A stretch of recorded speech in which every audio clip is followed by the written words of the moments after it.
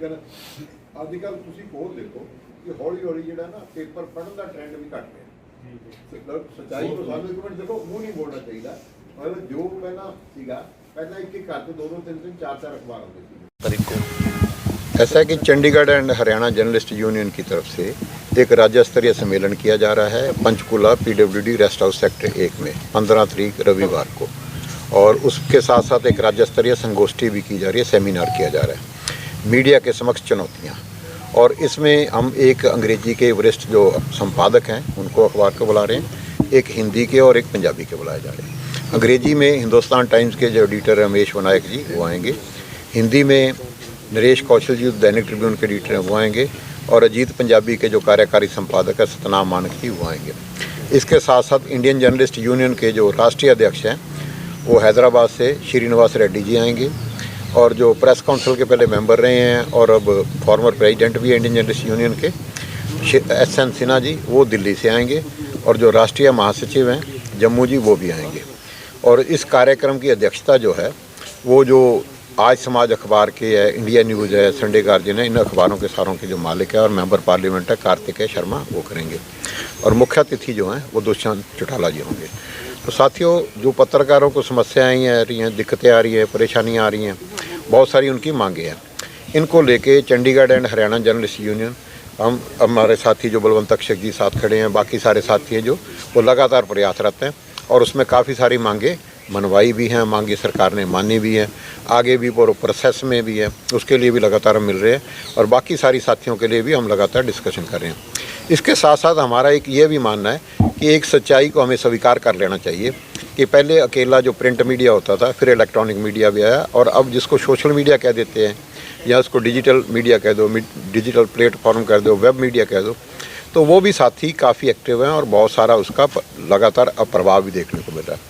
हमारी सरकार से यह भी मांग है कि उनके लिए भी एक प्रॉपर पॉलिसी बनाई जाए, प्रॉपर गाइडलाइन बनाई जाए, उनको एक्रीडेशन दी जाए, और जो सरकार की एडवर्टाइजमेंट की पॉलिसी है उसमें उनको भी शामिल किया जाए। सरकार लगातार उनको जैसे मीडियम अखबारों को देती है, बड़े अखबारों को विज्ञापन देती है, तो उनको भी विज्ञापन दे।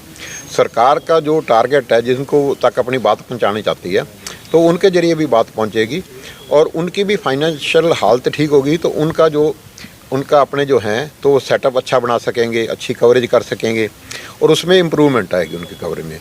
तो इनके सब के साथियों की जो हैं उनको मांगों को लेके और बाकी सारी चीज़ों को लेके तो उसमें हम डिस्कस करेंगे, और हम जो कुछ सीनियर जो जर्नलिस्ट हैं प्रदेश के लगभग 10-12 उनको उस कार्यक्रम में हम सम्मानित भी करेंगे जो उनके पत्रकारिता में योगदान के लिए। वेज बोर्ड की बात को उठाऊंगा। बिल्कुल ऐसा हमने ये सबसे पहले उठाई है। वेज बोर्ड जो है पहले जो पिछला लागू भी नहीं हुआ वो भी लागू किया जाए, और आगे भी इसका वेज बोर्ड भी बनाया जाए, और उसके साथ साथ जो है पहले जो था प्रेस काउंसिल, उस प्रेस काउंसिल को अब एक्सपेंड करके पहले वो उसमें ये अपना जो सोशल मीडिया या बाकी जो डिजिटल मीडिया इसको नहीं था, इसमें इलेक्ट्रॉनिक भी नहीं था, तो इसको अब मीडिया जो है ना मीडिया काउंसिल बनाया जाए, और ताकि सारे पत्रकारों की वो सही रहनुमाई कर सके और सबको प्रतिनिधित्व मिल सके।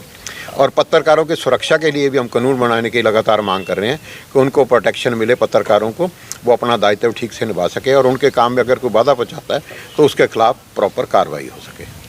आपका लंबा एक्सपीरियंस रहा है, आपके मुताबिक क्या चुनौतियाँ होती हैं पत्रकारों के सामने?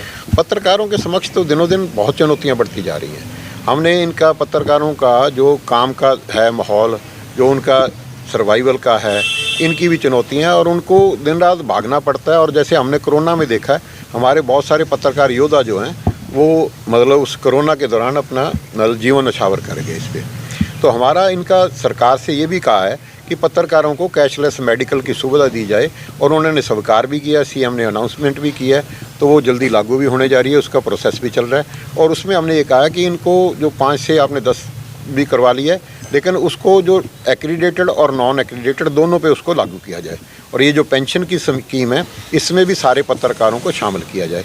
उसके लिए गाइडलाइंस और फ्रेमवर्क तैयार किया जा रहा है, और वो जल्दी उम्मीद है हमारा हो जाएगा। और अब हम इसमें काफ़ी सारी चीज़ों में अचीवमेंट कर ली है, और बाकी में भी करेंगे। हमारा ये भी एक मांग है कि जैसे MLA MP का टोल पे कोई टोल टैक्स नहीं लगता, तो पत्रकारों को भी उसी तरह की टोल टैक्स पे सुविधा दी जाए, चाहे वो नेशनल हाईवे के, चाहे वो किसी भी स्टेट हाईवे के।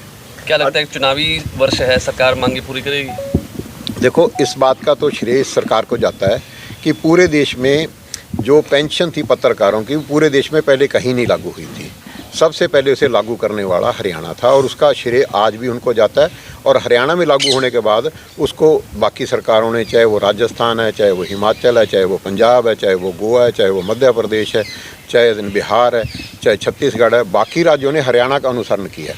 और जो भी कुछ जेन्युइन डिमांड हमने की है उनको सामने हम एक्सप्लेन करने में सफल रहे, उनको समझाने में सफल रहे कि ये जेन्युइन है और इसमें सरकार पे ज़्यादा बोझ नहीं आएगा, लेकिन पत्रकार वर्ग का उसमें हित है और समाज होगा। और हमें उम्मीद ही नहीं, पूरा विश्वास है कि जल्दी भी बाकी सारी जेन्युइन जितनी भी हमारी मांगे हैं वो जल्दी ही पूरी हो जाएंगी। Thank you ji. Thank you.